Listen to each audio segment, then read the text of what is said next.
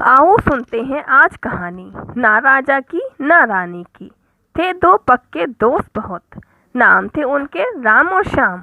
उदयपुर था उनका प्रिय धाम, झीलों की नगरी है जो।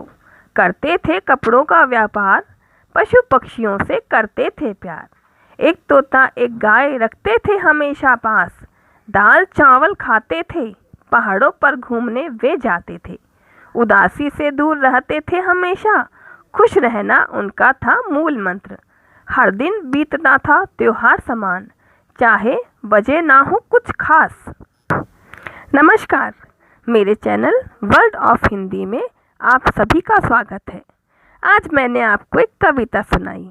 इस कविता में राजा, रानी, दोस्त, राम और श्याम, उदयपुर, झील, पहाड़, पशु पक्षी, तोता, गाय, दाल चावल, उदासी, खुशी, दिन, त्योहार आदि शब्दों का मैंने उपयोग किया है। ये जो सारे शब्द हैं ये नाम हैं। कोई व्यक्ति का नाम है, कोई वस्तु का नाम है, कोई जगह का नाम है और कोई भाव का नाम है। सही पहचाना आपने। मैं आज आपके लिए संज्ञा का वीडियो लेकर आई हूँ। तो आप समझे, नामों को ही हम संज्ञा कहते हैं।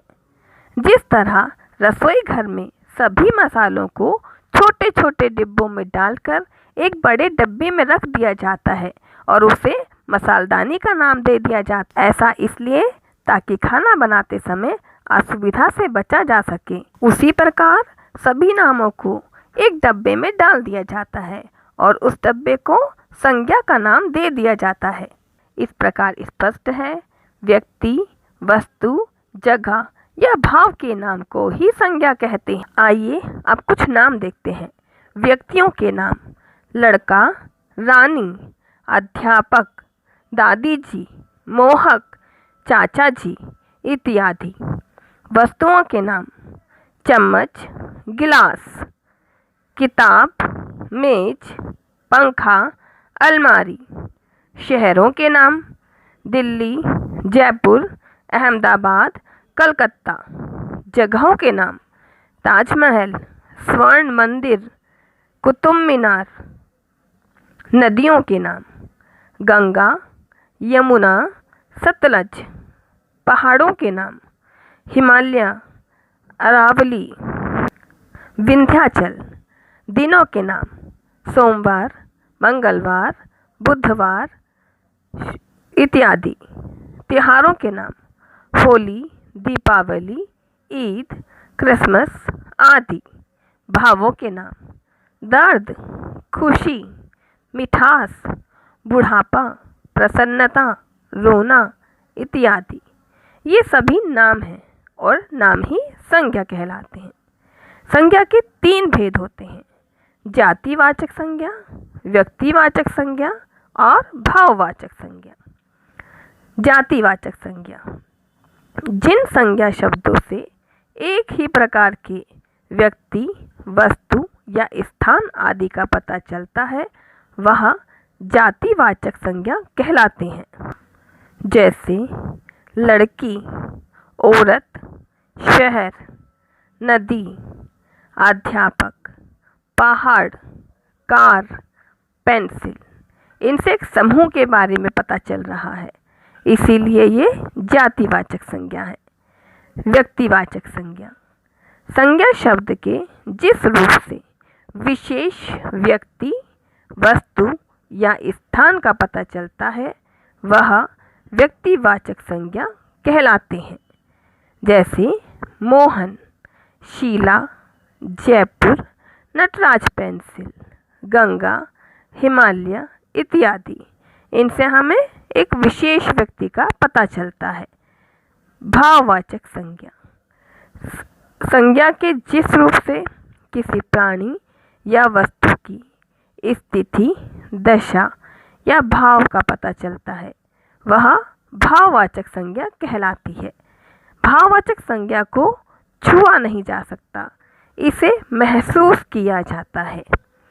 इस प्रकार स्पष्ट है, जातिवाचक संज्ञा, व्यक्तिवाचक संज्ञा और भाववाचक संज्ञा, ये संज्ञा के 3 भेद हैं। जातिवाचक संज्ञा के दो भेद होते हैं, द्रव्यवाचक संज्ञा और समूहवाचक संज्ञा। द्रव्यवाचक संज्ञा, जो संज्ञा शब्द किसी धातु या द्रव्य का बोध कराते हैं वे द्रव्यवाचक संज्ञा कहलाते हैं। जैसे कोयला, पानी, तेल, घी आदि।